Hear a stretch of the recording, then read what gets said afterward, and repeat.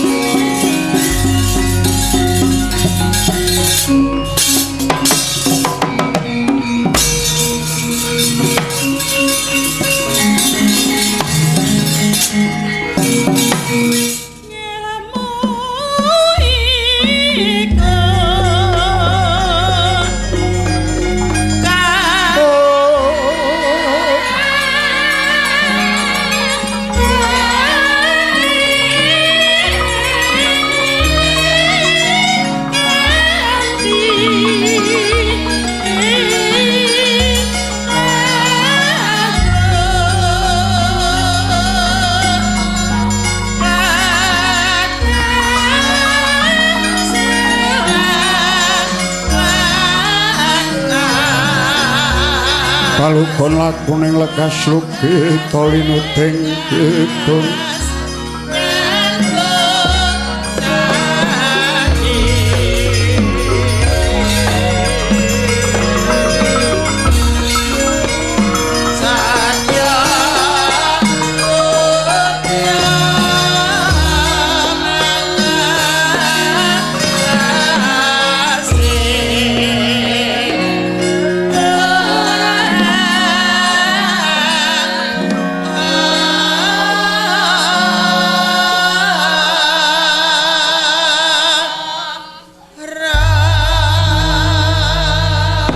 Hatta para hapsari tumonton ring Sang Dwija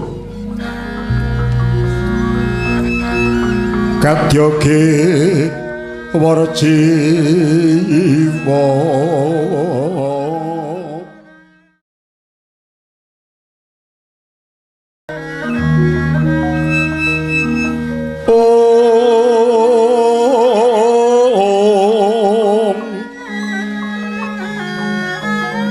kakasing tias dahake wran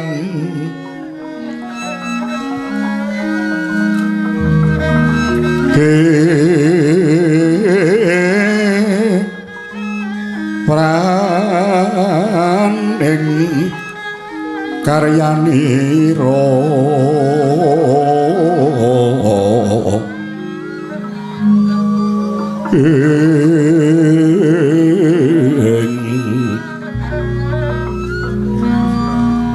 tatanantuk samya yatrengganing prabota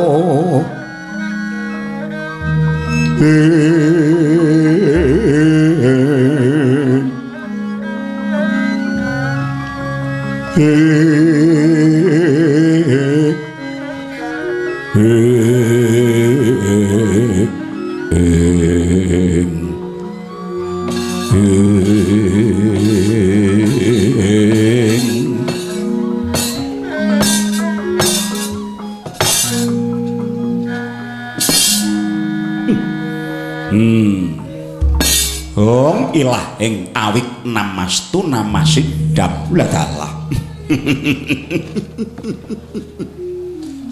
Rumangsa bombong sak gunung anakan gedhening atiku.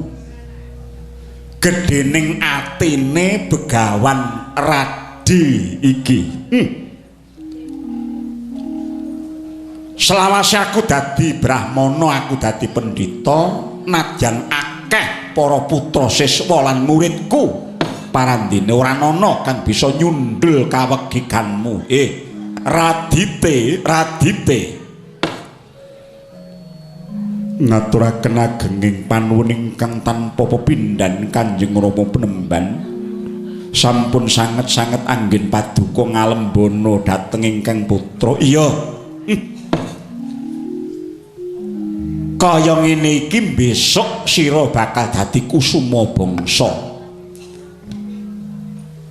Aku wis nyoba tosing balung uleting kulit lan keprigelamulah jemparing jagat tanpa timbang dite. Awit ngene ya, Ngger. Arepa nama kae, arepa bagusa kae. Nek isih darah warasa kae, nek ora duwe kepinteran kucem raine tanpa cahya, ora beda kaya kembang randu alas ingkang abang branang nanging ora wangi ora barang. Dasar bagus pinter tur budaya kuwi wis entek-entekane menungsa. Marmo, yen aku nyawang sliramu kok aku kelingan nalika biyen aku isih suwita ana ing Purwacarita biyen. Ala tanpa rupa aku iki biyen pujangga kraton Purwacarita, pujanggane Sinuwun Prabu Kano, ya Sinuwun Prabu Sri Mahapunggung, ya Prabu Darma Mikukuh. Dados nalika semanten paduka Rama Penemban menika nayaka negari Purwacarita. Ya bener. Mula nalika iku aku nyekseni dhewe sepirata kondang umandange lan kebagusane Prabu Kano, ya Prabu Darma Mikukuh kaya tan perbeda kaya sira kuwi dite. Nalika semana saka senenge Bathara Indra menyang Prabu Kano tumedhak saka ing Salendra Bawana maringi bebungah menyang Ratu Purwacarita wujute gamelan Salendra Bawana, mula katelah gamelan Slendra. Mung wae nalika iku cacahe mung 5, yaiku gending, kala, sangka, pamatut kang sarta sahuran. Gending tegese rebab, kala kuwi kendang, sangka kuwi gong, pamatut kuwi kethuk, sahuran kuwi kenong. Dening Sri Mahapunggung banjur diwimbuhi ditambahi 2 supaya luwih regeng tabuhane, yaiku salunding utawa kempul, banjur ingkang angka 2 garantang utawa gambang. Nuwun inggih, dados menawi mekaten gending utawi rebab menika wiwit jaman Purwacarita sampun wonten. Wis ana. Ya mung wiwit iku aku nekseni kabeh sing nabuh rebab kuwi mesti wonge cendhek. Wiwit jaman kuno makuno. Inggih. Kuwi nggih.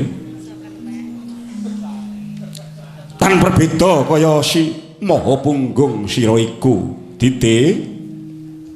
Inggih. Lajeng Prabu Sri Mahapunggung menika sejatosipun sinten? Nek tak critake dawa ora bakal rampung. Mung wae nalika semana Bathara Guru rak mudhun menyang Pulo Jawa kelawan para putra-putrane banjur padha dadi ratu ning tanah Jawa.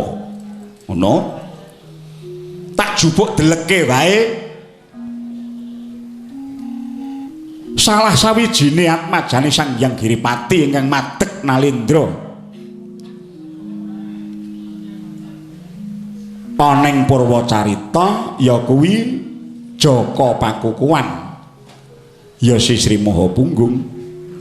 Ringkese ngene, nalika Sri Mahapunggung pisah kelawan Kang Ramane Madeg Ratu, Kang Ramane ora priksa yen to sejatine Kang Madeg Ratu ana ing Purwacarita iku ingkang putra.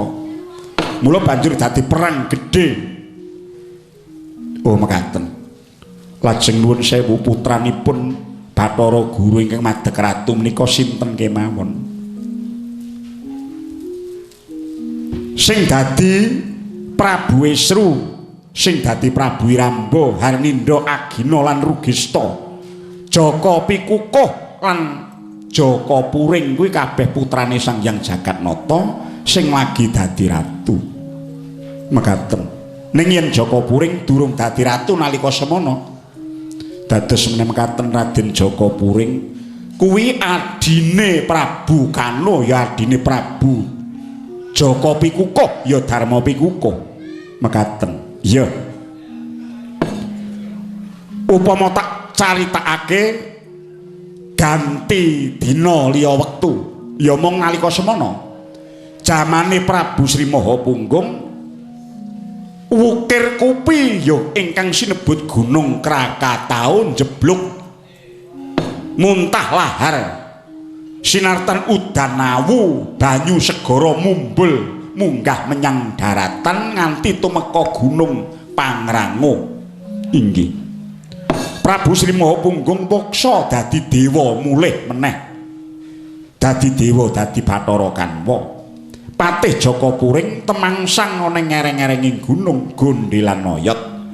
Bareng banyu segara wis suda jebul pulo pedhot dipisah dening Supitan Sunda dening kang iring kulon sinebut Sumatera lan ingkang iring wetan lestari teka saiki diarani Pulo Jawa. Kuwi dumadi ngangkaning taun 348 Candra. Prabu Kano ya Sri Mahapunggung kuwi nggone dadi ratu mung 39 taun. Inggih. Nah, nalika iku Patih Jaka Puring saksurute banyu banjir banjur kondur menyang Purwacarita nanging diuman-uman kelawan Raden Turunan. Raden Turunan menika sinten? Mantune Prabu Sri Mahapunggung. Mula Jaka Puring lunga saka negara Mangulon bener playune njur dadi ratu ning Gilingaya jejuluk Prabu Heryana Rudra. Prabu Heryana Rudra. Iya. Raden Turunan dadi ratu ing Purwacarita ngenteni wong tuwane Maratuwa. Jejuluk Prabu Kandhihawa. Oh mekaten. Iya. Lah Prabu Heryana Rudra ya Jaka Puring mau nyerang Purwacarita. Prabu Kandhihawa seda moksa. Kandhihawa ya turunan mau duwe putra kakung ingkang jenenge Raden Respati. Raden Respati ya. Lajeng Raden Respati nalika semana lunga saka praja ora karuan menyang endi dununge. Lajeng menika kok wonten perang ageng antawisipun Gilingaya kalian Medan Kamulyan inggih Purwacarita. Mongko Sang Prabu Heryana Rudra rak sampun seda. Patih Jaka Puring ingkang dados Prabu Heryana Rudra rak sampun boten wonten. Nanging kenging menapa kok tansih wonten perang ageng ngantos dinten menika. Ngene ya. Radite ngerti ya. Saksedane Prabu Heryana Rudra ya Jaka Puring sing dadi ratu kuwi mantune sing jejuluk Prabu Sintawaka. Prabu Sintawaka menika sinten? Aku ora ngerti, kuwi wong neneka. Ning dipek mantu karo Heryana Rudra. Banjur genteni dadi ratu. Mula nganti saiki tetep memungsuhan karo Prabu Palindriya, ya Ratu Medang Kamulyan telu. Ing nguni alas Medang Gele kang mapan ning tanah Bagelen. Mungguh apa perkarane aku uga ra sumurup. Mula kowe wingi matur karo pun bapa, kowe kepengin rambel perang, kowe kepengin ngewangi wong Medang Kamulyan. kowe kepengin ngewangi Prabu Palindriya, aku ya rujuk.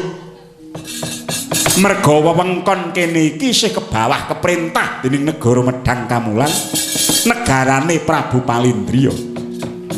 Mung syarate nek kowe kepengin maju perang belani wong Medang Kamulyan, aku iki rak kongkon. Kowe takon munggah menyang Gunung Aswata, jupuken gamane Begawan Respati sing keri ana kono. Saiki wis mbok jupuk apa durung? Bumi gonjing langit. Katon lir gincang alit. Pisang mawe gandrung sabarang kadulu. Ladalah. Bener. Ya iki Gendhewa Bajra karo Panah Hirawana iki kagungane Begawan Respati.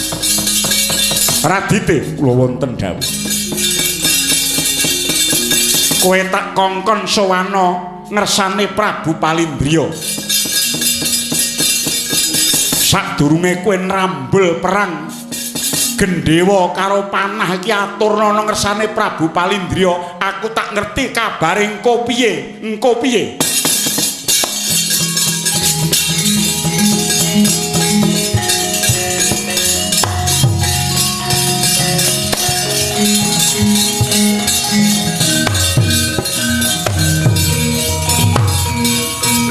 Tinuk maya winaya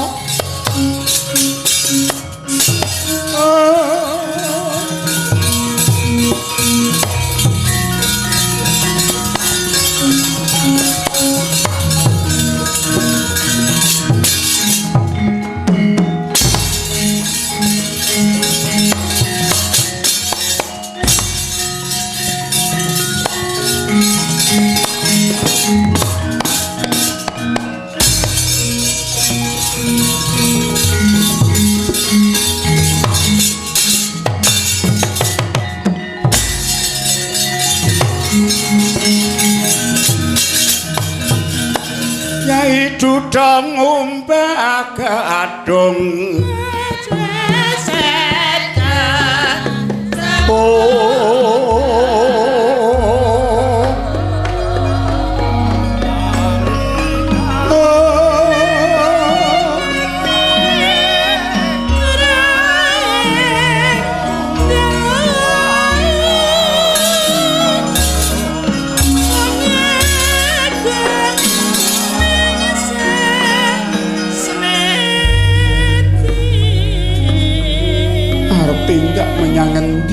kok sumengko. Aku arep menyang kraton Medang Kamulan sowan Prabu Palindriya. Mbok ya aja sumengko rasane. Dikepiye wae nyatane nggonku sambung tresna karo slirane. Ora mung sasi nanging tetaunan. Aku ora gelem ginggang sarambut karo slirane. Radite Dewi Soma, aja kaya ngono. Aku iki dudu bojomu.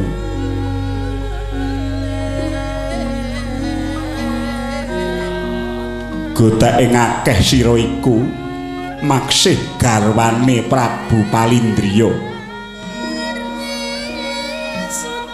Nanging nyatane Kakang Palindriya ora tau kondur menyang Pantireja kene. Aku aja mbok tinggal ya Dite, ngerti ya? Nggonku sesambungan tresna karo kowe, aku wis nggembol wijimu. Iki ketemane kepiye besok? Kowe aja kaya ngono Dewi Soma. Kepiye wae kabeh kuwi ya klebu luputku merga nalika kowe mudhun saka pucuking Gunung Aswata njupuk panahe Begawan Respati mbiyen aku kejiret terusaning rasa tresna kelawan sliramu nganti keteman nganti sakyahene iki. Aku aja mbok tinggal ya Dite. Kanggo sawetara wektu Dadi mangsa iki aku njaluk pamit tetep aku bakal nindakake dharma.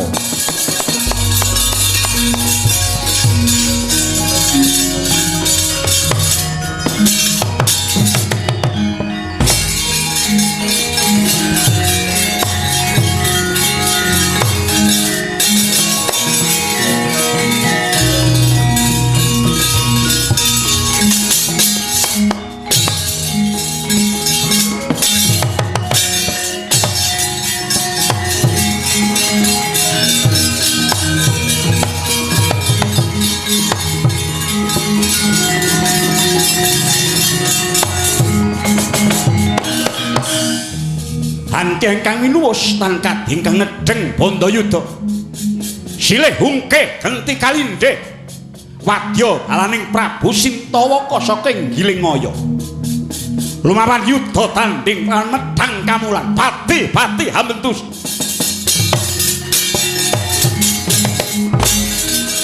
yo maju maju maju.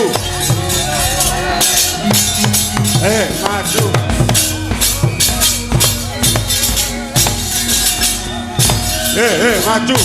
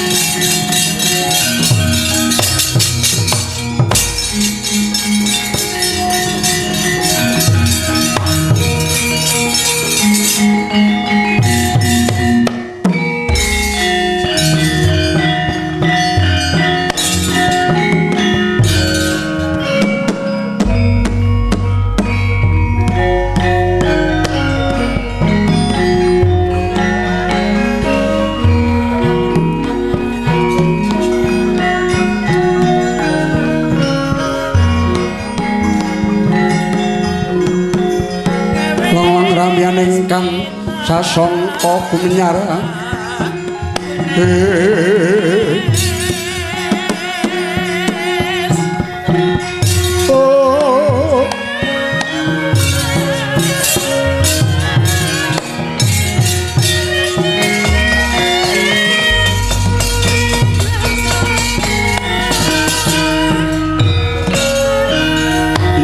jagat dewa Bathara wayah jagat mangestungka ora pati nduga mana iki ana bocah nom-noman ingkang cahyane sumurut sumunar. Sira iku sapa? Kula nulinggih. Saderengipun kula ngaturaken pangabekti mugi kunjuk paduka sinuwun. Iya Sun Tampa. Ingsun Prabu Palindriya. Sira iku sapa pisanan? Iye. Ingkang sudya mestani nami kula pun Radite inggih Dite. Ana parigawe apa semune kowe bakal mangsah perang magut pupuh nanging katrenjuh praptaning sun anane aku ngendhek lakumu kok ana cahya sumorot saka sariramu Inggih sinuwun estunipun malih-walih menapa sowan kula wonten ing ngarsa paduka tanah sanes kejawi namung kepengin ngaturaken dharma bekti jiwa raga kula kunjuk dhateng bumi medang kamulan lirik wis saguh dadi senopati kawula nuwun inggih dasarmu apa mboten nama kula namung kepengin badhe ngempek eyom nanging kula mawi dasar sowan kula ing mriki badhe ngaturaken punang pusaka kalih cacahipun ingkang setunggal wujudipun Gendhewa Kyai Bajra tuwin jemparing Kyai Herawana kunjuk wonten ing ngarsa paduka sinuwun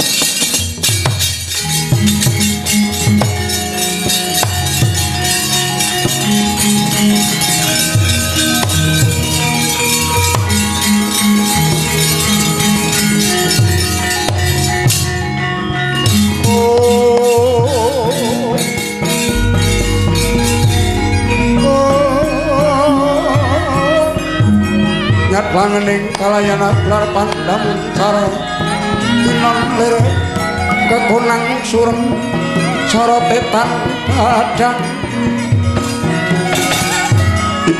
jagat dewa bathara wayah jagat mangestungkara Radite tak trima banget ora pati ndugamana lan aku ora ngira jebul sira bisa ngaturake pusaka Bajra kelawan Herawana ingkang saknyatane iku pusaka kadewatan ingkang ampuh kagila-gila mula kang saka iku saka bombong ing tias panjenengan ingsun tete mangsa iki sira tak pundhut putra kowe tak pek anak tak jenengake Raden Selacala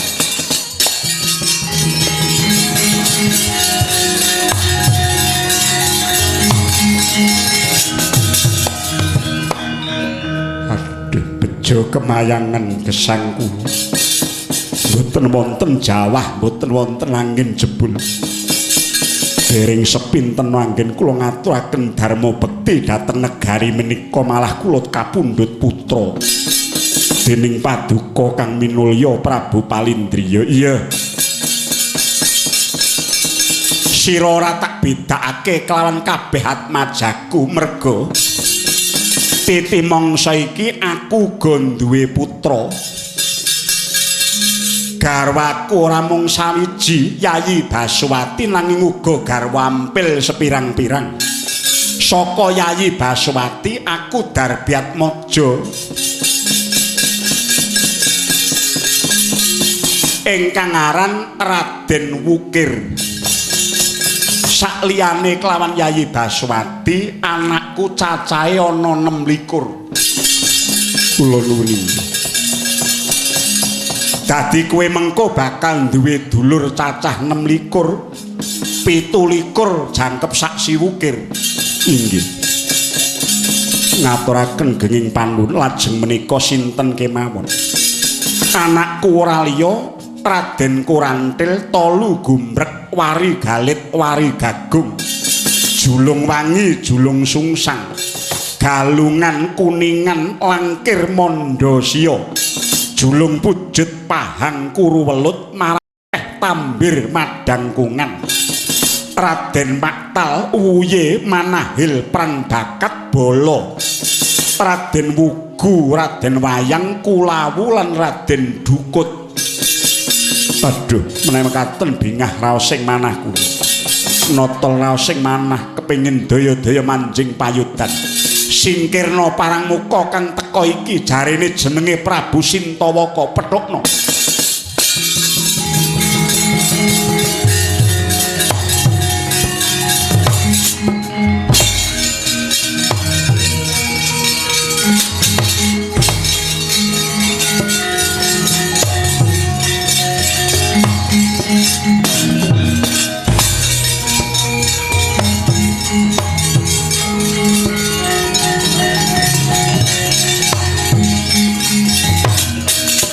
Wadrun wis bubar maut mendelong barisane wong medang kamulan iki ana bocah bagus aja sara nyawa ora minggat ilang nyawamu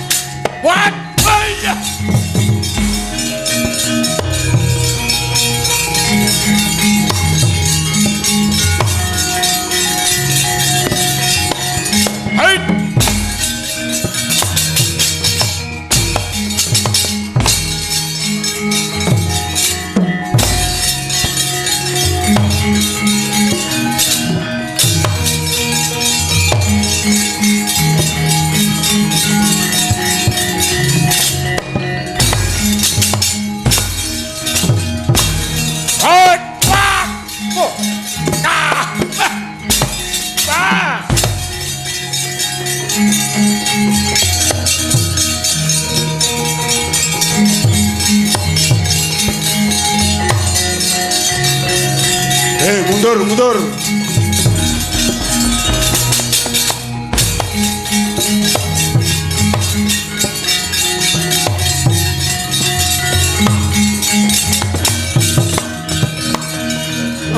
Obat.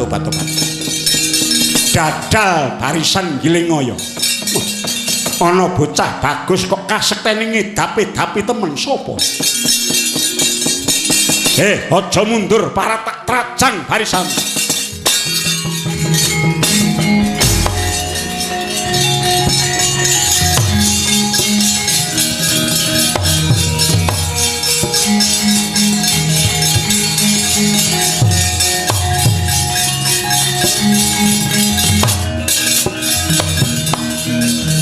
Ayo sapa Sumbar Maciya?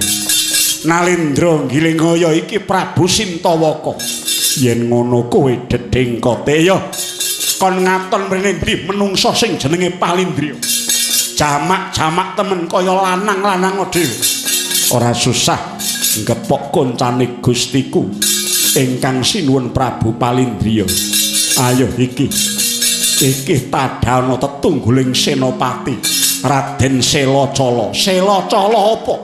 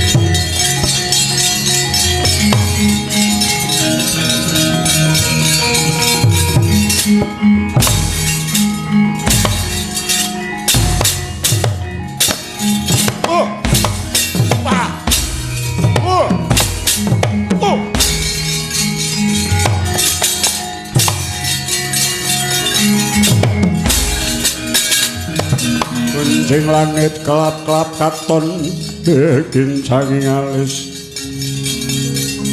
Trisang mawe kandrun Desmalaning rat paneksmaning jajalan. Ayo Selacala apa kang katon? Tumplaken gegamanmu Prabu Sintawaka. Aku ora bakal mundur jangkah. Nraca bala brodol jaring.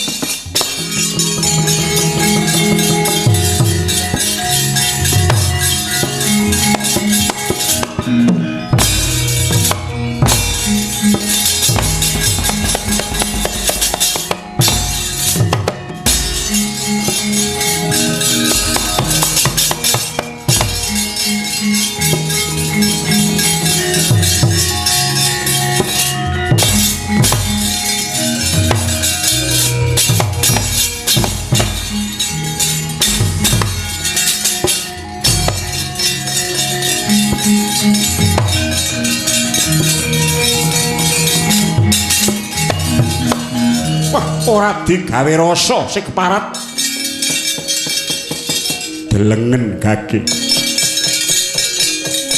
yen nganti gogrok wuluku salombo aku tak meguru karoku lho sumbarmu kaya bisa ngempet pesik ligen sawang nopo kang katon panahmu sak godhong pari tak tibakake aja oncat saka kono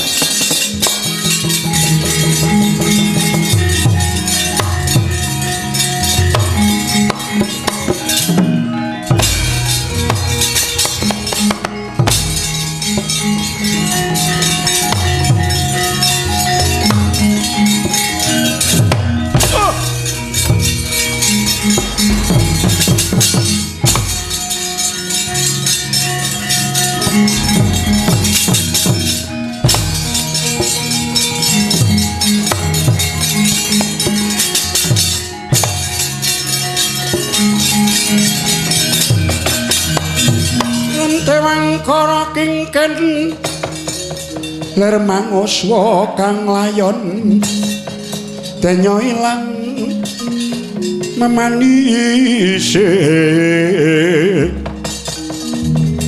wadananira lan kumel kucamrah maratani